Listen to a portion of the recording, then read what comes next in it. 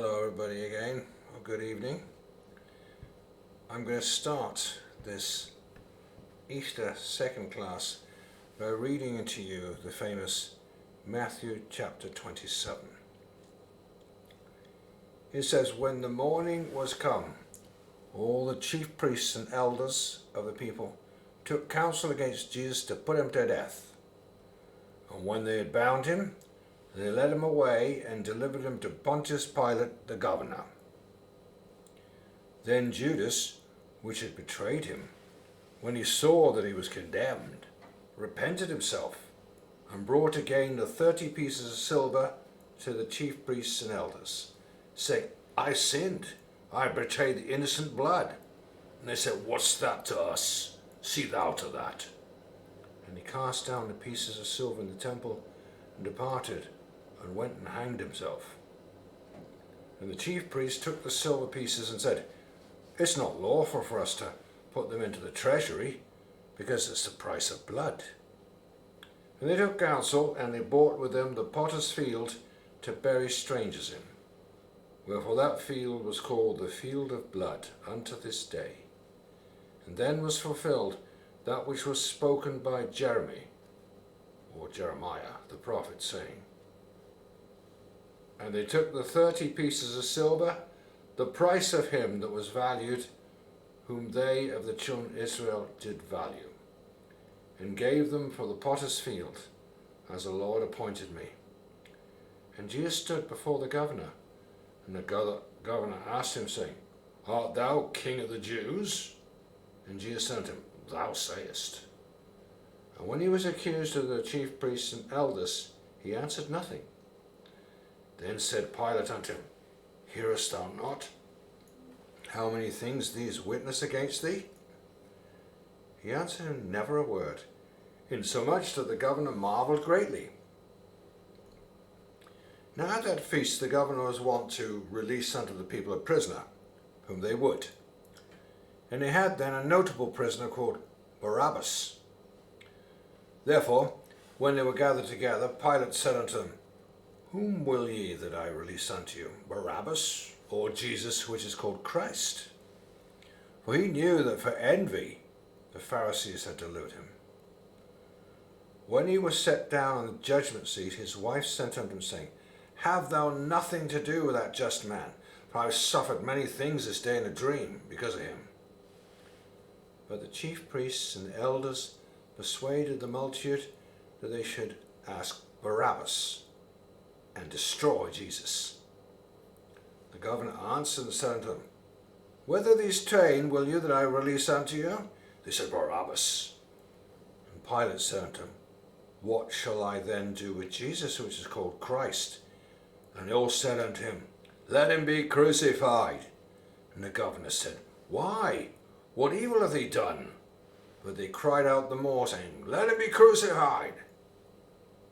And when Pilate saw that he could prevail nothing, but rather tumult was made, he took water and washed his hands before the multitude, saying, I am innocent of the blood of this just person. See ye to it. And then answered all the people and said, His blood be on us and on our children. Then released he Barabbas unto them, and when he had scourged Jesus, he delivered him to be crucified. Then the soldiers of the governor took Jesus into the common hall, and they stripped him and put on him a scarlet robe. And when they had plaited a crown of thorns, they put it upon his head, and a reed in his right hand. They bowed the knee before him, and mocked him, saying, Hail, King of the Jews! And they spat on him. And they took the reed, and smote him on the head. And after that they had mocked him, they took the robe off from him, and put his own raiment on him, and led him away to crucify him. And as they came out, they found a man of Cyrene, Simon by name, and him they compelled to bear his cross. And when they were come unto a place called Golgotha, that is, a place of a skull, they gave him vinegar to drink mingled with gall. When he had tasted thereof, he would not drink. And they crucified him, parted his garments, casting lots, that it might be fulfilled which was spoken by the prophets, they parted my garments among them, and upon my vesture did they cast lots. And sitting down, they watched him there, and set up over his head an accusation written, This is Jesus, the King of the Jews. Then were two thieves crucified with him, one on the right hand and another on the left.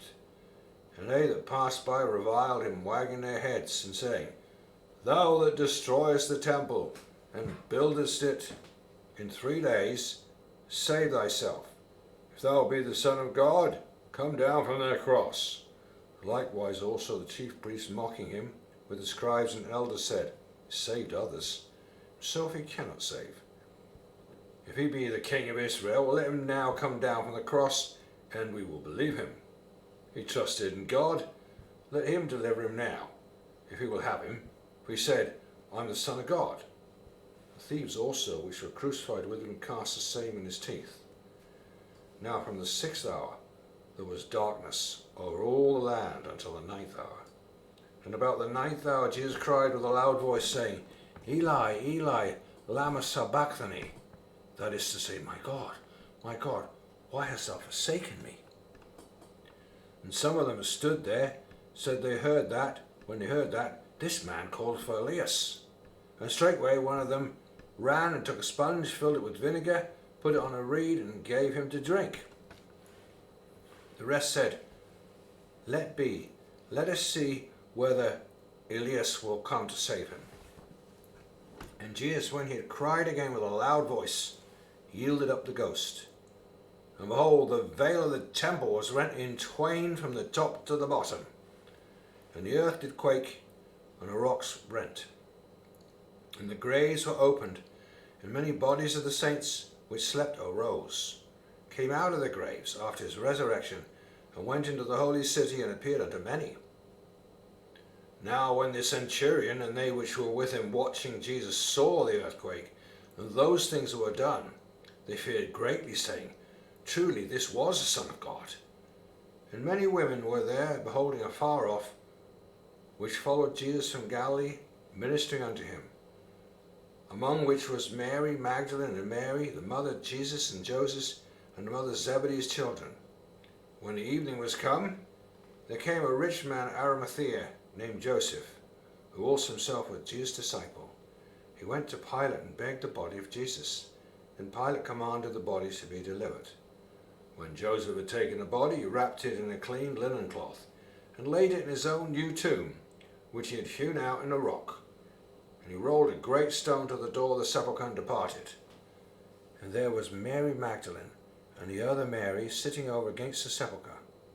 Now the next day that followed, the day of the preparation, the chief priests and Pharisees came together unto Pilate, saying, Sir, we remember that deceiver said, while he was yet alive, after 3 days I will rise again. Command therefore the sepulchre be made sure until the 3rd day, lest his disciples come by night and steal him away, and say unto the people, He is risen from the dead.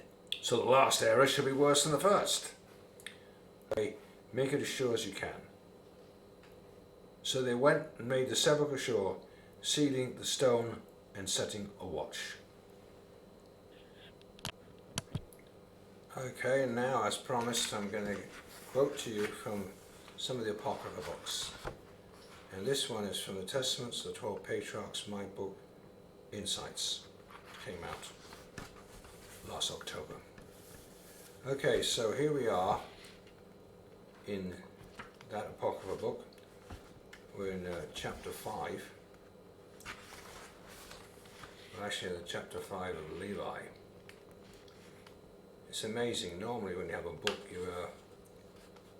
you just have one author, but this one has 12, which makes it a very powerful book indeed. I mean, it's exceptional. So this is the 5th chapter of Levi. And then he's talking here in